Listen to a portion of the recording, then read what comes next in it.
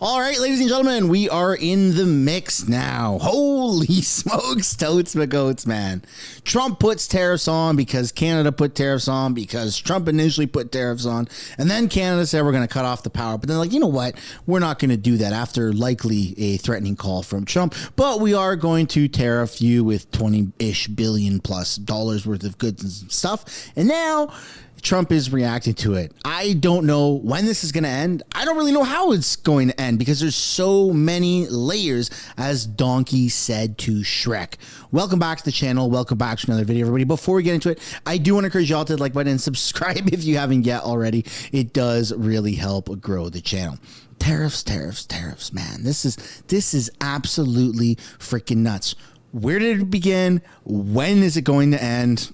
We're going to have to take a look at this video. But before we do, I do have a quick message. You know my thoughts on tariffs. The Canadian government, Justin Trudeau, is going about this all wrong. While I do actually very much support locally made in Canada products, what we're seeing right now, it really highlights the need for unbiased information. Big tech algorithms and biased media, they create these massive echo chambers, making it hard to get an accurate picture and see what's really happening. Luckily, there's a solution, and that's Ground News. They're an app and website that I partner with because they are committed to giving you the 100% unbiased truth. Go to ground.news/sun to see for yourself how this works. Here's a story about Shopify CEO Toby and a surprising take on Trump's tariffs. Over 20 sources are covering the story, and Ground News gives me a quick summary based on all the articles. Most of the coverage is from the right, about 75%, with just a couple sources in the center and none from the left, which makes this a blind spot for the left. Why am I not surprised CBC is ignoring this story? When you look at the headlines, you can see for yourself how different outlets are framing the story. The New York Post is a right-leaning outlet and highlights Shopify as Canada's second largest company. It says the CEO defends Trump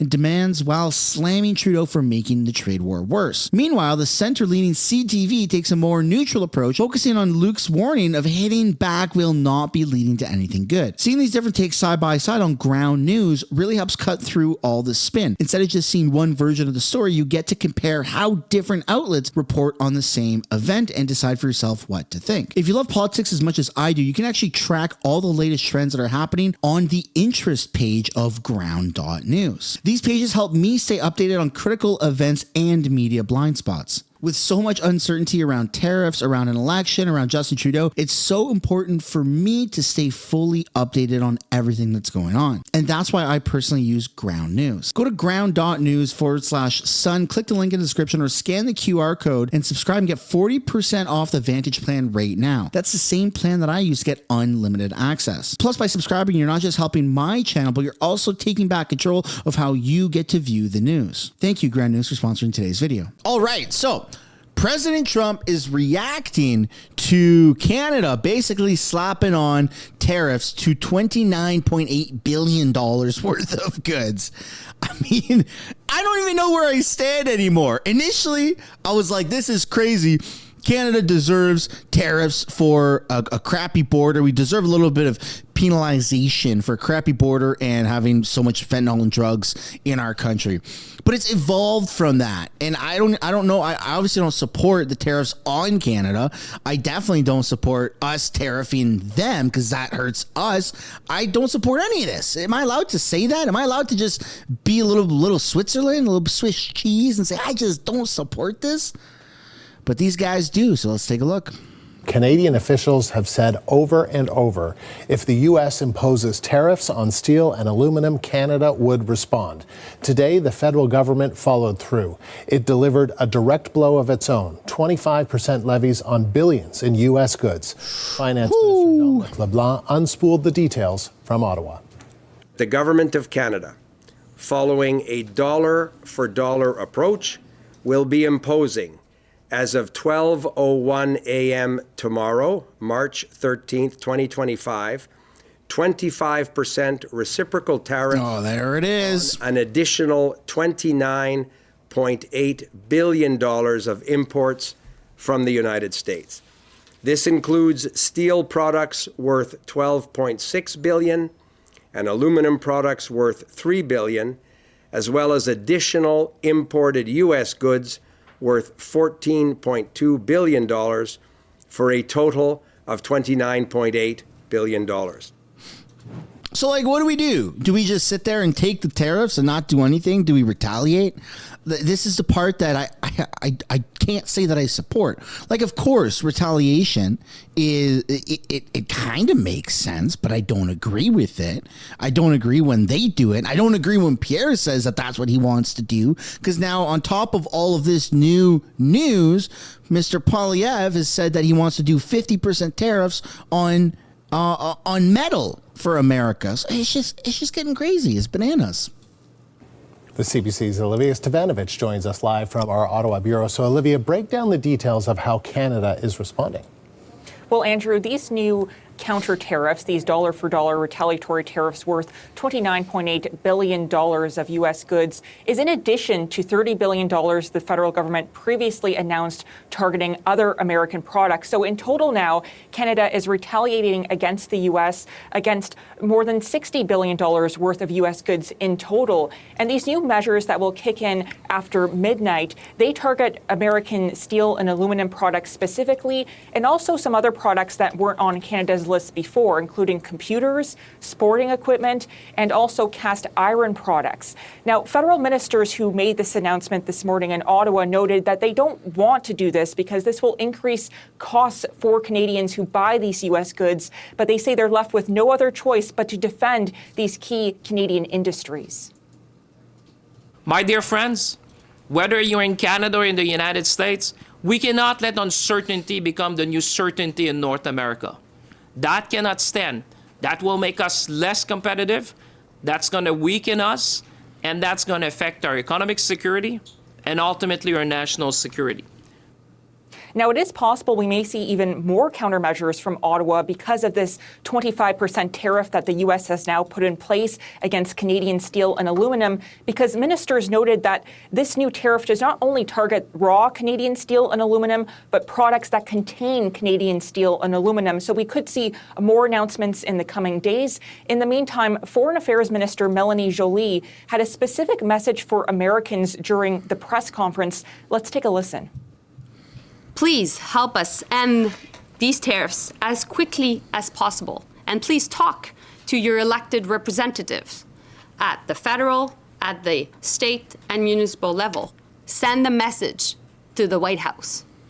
Working together, Canada and the U.S. have built a strong enough economy, and working together, we can bring down inflation and bring stability to the markets.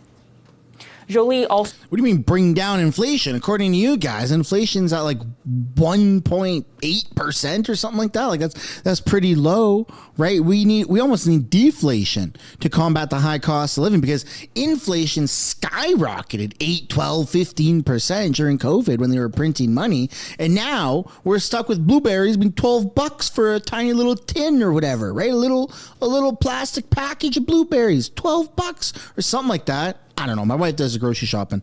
I almost shit myself every time she brings me the bill. This is nuts.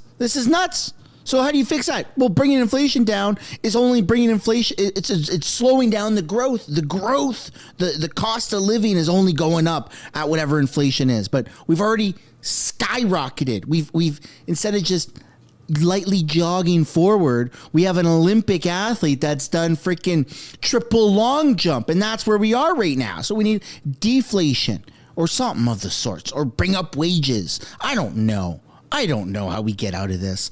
All I do is criticize these people, and I know they have royally messed up, like insanely messed up.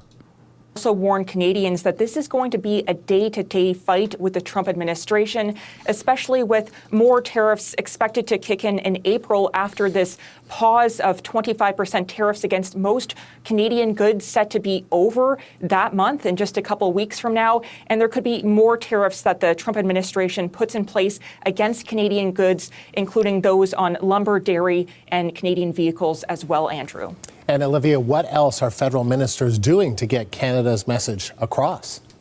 Well, Jolie is heading to Charlevoix, Quebec to meet with her G7 counterparts who are also grappling with this new levy from the U.S. because it affects all steel and aluminum that's coming into the United States. Jolie says she will bring up the issue of tariffs in all of her discussions, including talks with the U.S. Secretary of State Marco Rubio. Keep in mind, some of Canada's allies have already hit back, including the European Union, which announced $40 billion in retaliation against the U.S. today. And another meeting that we're watching closely is one that's going to take place tomorrow in Washington with the U.S. Secretary of Commerce Howard Lutnick. He's set to meet with Ontario Premier Doug Ford and two federal cabinet ministers, Industry Minister François-Philippe Champagne and Finance Minister Dominic LeBlanc. Now, Ford mentioned that this meeting is supposed to be about, in his view, the Canada-United States-Mexico agreement and renegotiating that deal. However, ministers dismissed that. Take a listen. It would be irresponsible not to take an opportunity to talk to Howard Lutnick about what we think is important to build a strong North American economy and why we think these continued tariff measures and the necessary and appropriate response that comes from Canada is not a constructive path to be on. If you're like racing to the basement, there's no real prize for being the first person to get to the basement. Like it doesn't feel like the path that we want to be on. LeBlanc also said that Canada is not renegotiating this Canada-US-Mexico agreement, especially not at this time. It's up for review next year, and that's what the Canadian officials expect to happen, that these discussions will happen at that time. In the meantime, Ford was asked to respond to LeBlanc's comments. Here's what he had to say. We're banging on tariffs equal USMCA, right? They're basically the same things. If we took the tariffs off, let's move forward. But I think the world of Minister LeBlanc, we get along so well. We talk all the time, and we're on the same page. But yes, there's going to be conversations about tariffs, and as we move forward, we're going to ask them to let's move this USMCA deal up as quickly as possible to give certainty to the world, not just Canada and the U.S., but the entire world. I don't get it, folks. I've been on and off the phone now since it happened for like a couple days, 24 hours, right? And I'm trying to spin my head. I sat down with a nice water vodka last night. I sat down and I'm thinking to myself, I'm just staring off into the distance in my house. And I'm like, what the heck was said to this guy that put the fear of God into him? This man right here, Doug Ford, came out the gate. He's still to this day had the most radical response, right? That's like saying you get into a disagreement with somebody and someone just says, I'm gonna murder you. Like, what? What are you talking about, man? All I said is that you took my parking spot or something. Like, it was just so radical. His response to tariffs was, I'm going to shut the power off to 1.5 million homes with a smile on my face. All right, that's a bit of a leap to compare that to, uttering threats, death threats and stuff like that. But it's just so freaking radical. The dude went from normal to like beyond 100 miles an hour. Like he just was off the charts. And then it started to slowly come down. But we're still going to cut the power off. Well, we're going to do 25% surcharge on electricity. But we can cut the power off anytime we want. And then all of a sudden he gets a call from the liaison. And ever since then, he's been on like a horse tranquilizer. I don't even know how to describe his behavior, his mannerisms. He's just so quiet. Imagine one day, for those that have seen my House of Canada channel, right? Imagine one day, hi, welcome back to another video, folks. This is going to be really good. Let's just get right to the point. Like that's not me. I yell into the microphone because I can't hear myself because I got my headphones on and I'm over caffeinated every single time I make one of these videos. The guy did a complete switch because of one phone call, a tiny minuscule phone call. I've been like flipping my wheel cogs and my brain going, what the hell was said? I feel like there was a threat of some sort. There's no way that he did that big of a reversal to go from, we're going to cut off the power with a smile on my face. Look at him right now. He looks scared. What are you scared of, Doug Ford? Come on. You don't want to cut the power off anymore? You don't want to charge 25% extra for electricity? What the hell happened to Doug Ford? Let me know in the comments what you guys think, because I can't even fathom what was said to him. I haven't come to a conclusion yet. World. Now, Ford had a breakfast meeting this morning with the Prime Minister-designate, Mark Carney. The two had this meeting just ahead of this high-stakes meeting that Ford is having with Lutnick tomorrow. Carney is not going to be in Washington for that meeting, and Carney is not, in fact, speaking with any members of the Trump administration before he's sworn in as Prime Minister. Carney said earlier today that he is open to speaking with Trump. However, he said he would do so only once the president shows respect for Canada. It's still not clear when Carney will be sworn in as Prime Minister. This is expected by the end of this week. We're still waiting for the exact date. Carney is then going to announce his new cabinet, which will then take the lead on this fight against Trump's tariffs going forward, even into the spring election, which is expected to be called soon, Andrew. Yeah, right. I don't believe it for a second. I don't freaking believe it for a second. And talking about Carney's cabinet, I mean, they want to make Chief of Staff Marco Mendicino, who illegally, like, it's been decided. This isn't like a conspiracy. It's not like some, dungy conversational points. Like, it was decided by the court of law in Canada that Marco Mendicino illegally invoked. I know it's Trudeau that finally pulled the trigger, right? But it was Marco's decision, if I'm not mistaken. Marco Mendicino illegally invoked the Emergencies Act, the War Measures Act, like the tippity top. Above that would be nuclear codes, which we don't even have. So what's above the war measures? What's above the War Measures Act? What's above the War Measures Act here in Canada? I can't really think of anything. That's the tippity top. He illegally used the tippity top utmost protected procedure here in Canada. And now Carney's like, yeah, come on, we want that guy who's gone into hiding for the past couple of years. Bring him in. And then on top of that, Anita Anand, I got to look at my notes here. Anita Anand could possibly be the deputy prime minister under Carney. Like, what the heck? And I thought Anita Anand was going to quit or something like that. Like, what's going on? Right? Maybe I'm thinking of another liberal. Anita Anand is not qualified for that. Give me a break. She reminds me of like a school teacher that you don't want to, you got like an AirPod in your freaking ear listening to music, or you're falling asleep at your desk. Anita Anand's not qualified to be deputy prime. None of these people are qualified for their jobs, right? It's freaking weird, man. It's weird what's going on with Carney, with Ford, with everything. And we don't have a say in it. Not yet. But it feels like Canada is broken. I'm not going to sit here and complain about how I'm losing hope for very long, but it really feels like I'm losing hope, folks, in Canada. And that's not saying I'm planning on running away from Canada.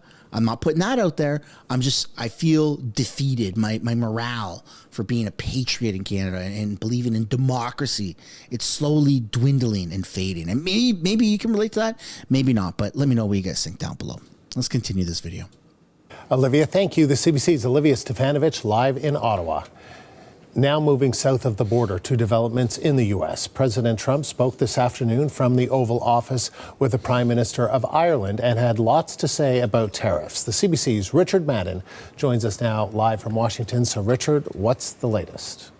Yeah, well, Trump's trade war has gone global, with the European Union and Canada, of course, hitting back by slapping tariffs on U.S. products, from Harley-Davidson to booze to clothing brands. And of course, this comes as President Donald Trump slapped 25% tariffs on steel and aluminum. Now, today, he met with Ireland's Prime Minister at the White House, where we heard Trump defending his tariff agenda, insisting America will take back wealth, quote, stolen by other countries. Trump goes on to say he has the right to raise tariffs or lower them at the time of his choosing. And one example was his climb down yesterday to double steel and aluminum tariffs on Canada after Ontario Premier Doug Ford slapped electricity surcharges on electricity sold to northern U.S. states. Now, you'll recall Ford later agreed to suspend those surcharges after Commerce Secretary Howard Lutnick agreed to meet with him tomorrow. And Trump had his own thoughts on how this all went down. Watch this. We had a problem with Ontario, and they dropped that when I let them know what we were going to be doing. They dropped it immediately, so I'm glad, because electricity, you shouldn't be playing with electricity. It affects people's lives. Actually their life. I mean, it can affect, depending on weather, it can affect their life. So we can't do that. Like I said, act of war crime. That's why they called Doug Ford. That's why Trump said, you lay down the law and you let him know it'll be the last thing he ever does. That's how I imagine the conversation went, right? And it doesn't make sense that our country allows electricity to be made in another country and sold into us. Who did that deal for the Yeah, that's pretty weird. States? Okay, so of course, who did that deal? Well, Trump did. He signed the USMCA deal in his first term. He called it the best deal ever. Now, that said, Ford and Lutnick will meet Thursday to discuss steps to renegotiate that. There's no way this is true. Look, man, I've been like a pretty big fan of Trump, and MAGA out there, don't take this the wrong way. All right, I'm not dunking on Trump. I'm just saying I view Trump as a pretty smart businessman because, you know, he's become president twice now. He owns a massive hotel chain, right? Like, the guy obviously knows what he's doing. At least it seems like he knows what he's doing. And maybe I've been watching too much mainstream media in Canada, or maybe it's just what's actually happening. But sometimes I find myself questioning if Trump even knows what he's doing. And I know anchoring. He's anchoring. It's the tactic. It's the blah, blah, blah, blah, blah. I get it. I've heard it all. I've seen it all in the comments. But at what point do you start to say that these deals are bad and who the hell did this? And then it turns out that you did it like years ago, right? 6-7 years ago. Like, at what point do we say, okay, well, what do you mean? What do you mean who did this? You did it. Like, is that true?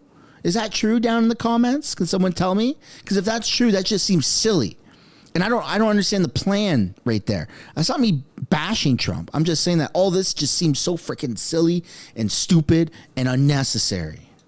Trade deal along with tariffs. But we're also hearing Trump now adding to his list of grievances with the USMCA, hinting Canada's protected dairy sector may also be on the table, or maybe chopping block for either renegotiation or targeted separately with tariffs. Listen to this. 270%. Have you ever heard that? We have tariffs on dairy products from Canada of 270%, going up to 400%. You never hear that. Canada's absolutely one of the worst. And we, when I say worst in terms of charging tariffs. Okay, so it should be said these percentages are not accurate. Trump is, of course, referring to a dairy quota system, essentially, and he's citing levels that haven't been reached. But bottom line here is Canada's supply management system is problematic, not just for the U.S., but several other countries. We've heard it from France and New Zealand who complained they just can't get access to sell their butter or cheeses in Canada. So we'll be following next steps on the tariff front, but we're ultimately seeing that Trump's trade war is causing a lot of chaos and uncertainty on Wall Street. Markets are taking a beating as investors grow increasingly worried that tariffs could hurt consumer confidence, spending, and possibly risk a recession.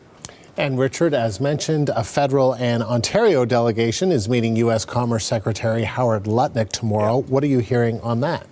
Yeah, we still don't have the full list of names of who will be in this delegation tomorrow. We do know it'll be Ontario Premier Doug Ford, perhaps some federal ministers, with Commerce Secretary Lutnick and various trade representatives. So while it may on the surface seem like a de-escalation, the White House considers this a win. In essence, Americans won't get tariffed on Ontario's energy, yet the U.S. is still hitting Canada's steel and aluminum industries with an extra 25% tariff that started today. Here's how Secretary Lutnick summed things up.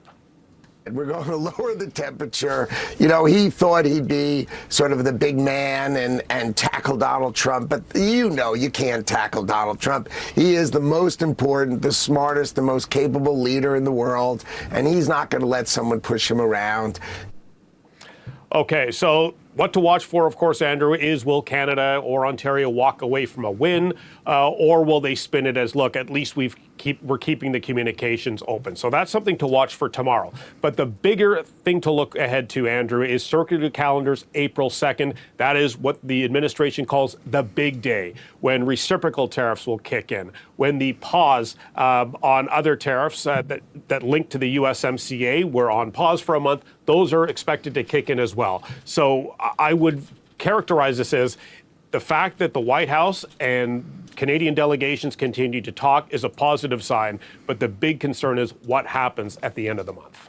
Richard, thank you. Oh my goodness. Like everything is just happening so fast and we don't even really have a captain to steer our ship. And we don't even really have a captain to steer our ship. And that's kind of the craziest part of all this. I know Carney's being sworn in on Friday, right? And there's going to be a video about that. As I'm recording this video, that news has come to my attention. But it's freaking scary right now in Canada. Like, we have an interim prime minister. Potentially it's going to be a Kim Campbell type of move, the male Kim, right? Maybe Carney wins. Maybe he doesn't. I don't even know. The polls are showing a Liberal majority. All but one poll is showing neck to neck. Like, it's just so freaking weird. I don't know what's going to happen, but I know it's not going to be good. At least not in the short term. Maybe in the long term, Canada becomes more self-sufficient, more independent. That's phenomenal. That's what we want. That's what conservatives really want. I don't know what the Liberals want, right? A utopia, perhaps. I don't know if that's going to happen under Carney, but it seems like the self-sufficient Canada that we want is going to happen under Pierre. At least that's what we're hoping. But let's get back to what Trump, the full video of what Trump said in response to Canada adding these tariffs. Now, we do have a massive deficit with Ireland because Ireland was very smart. They took our pharmaceutical companies away from presidents that didn't know what they were doing. And, it's too bad that happened. It's a tremendous job. Look, the Irish are smart. Yes, smart people. And you took our pharmaceutical companies and other companies, but, through taxation and proper taxation, they made it very good for companies to move over there. And we had presidents and people that were involved in this that had no idea what they were doing, and they lost big segments of our economy. The European Union treats us very badly. They have for years. I saw that. I had it out with them in my first term. Did well, but we had to solve other problems, and we did. But European Union's been very tough. And it's our turn, too. We get a turn at that also. But they have not been fair. They sue our companies and win massive amounts of money. They sued Apple, won $17 billion. And they use that for other reasons, I guess, or to run the European Union. So I'm not knocking it. They're doing what they should be doing, perhaps, for the European Union. But it does create ill will. And as you know, we're going to be doing reciprocal tariffs. So whatever they charge us, we're charging them. Nobody can complain about that. Whatever it is, it doesn't even matter what it is. If they charge us 25 or 20% or 10% or 2% or 200%, then that's what we're charging them. And so I don't know why people get upset about that, because there's nothing more fair than that. And we had a problem with Ontario, and they dropped that when I let them know what we were going to be doing. They dropped it immediately, so I'm glad, because electricity, you shouldn't be playing with electricity. It affects people's lives. Actually their life. I mean, it can affect, depending on weather, it can affect their life, so we can't do that. And it doesn't make sense that our country allows electricity to be made in another country and sold into us. Who did that deal for the United States? Okay, I looked at that long ago, and I said that's not something that's very smart. So we've had a lot of bad trade policies, and yet we're doing very well right now. But we're doing well because I won the election. If I didn't win the election, you would have had a very bad period. I think a lot of the stock market going down was because of a really bad 4 years that we had. When you look at inflation and all of the other problems wars and inflation and so many other problems. But we're going to have very good years. We had, I don't know if you saw a little thing like the cost of eggs, little to you, but big to people out there, down almost 30% in the last few days. We got it down. We did a lot of things. We have a great Secretary of Agriculture, and we did a lot of things that got the cost of eggs down very substantially. And so many other things. A very big thing that I'm very happy with is oil is down to $65 a barrel. And that's faster than I would have attempted. We put on the gas. We stepped in the gas in order to get oil. And what's happening. So we're getting that down. And when energy comes down, prices are going to be coming down with it. So in a very short period of time, we've done a very good job. And I think that the tariffs that we're talking about, and again, reciprocal, I think that the tariffs, there are some cases where they're a little beyond reciprocal because, you know, we've been abused for a long time as a country. We have been abused really for a long time, and we will be abused no longer. Yeah, that's scary because that mentality is not just about, it's not just about, you know, a slight little tweaking things. It's changing the entire system of trade deals, and you're seeing everybody panic, right? Even though interest rates are coming down, even though inflation is low, you're still seeing the stock market react in a totally absurd but kind of expected way. You're seeing just total uncertainty for our economic future, our political future. These are turbulent times, folks. And again, I'm going to pass the question off. Like, if these deals were actually put in by Trump, you know, in his first term, does he really know what he's doing right now? Or is this part of some big master plan to completely screw over Canada or something else? I don't really know. But all I want is for all these trade wars to just come to a freaking end. Thanks for watching the video. Hope you enjoyed it. If you did, be sure to hit the like button, subscribe, and I'll see you later. Bye for now.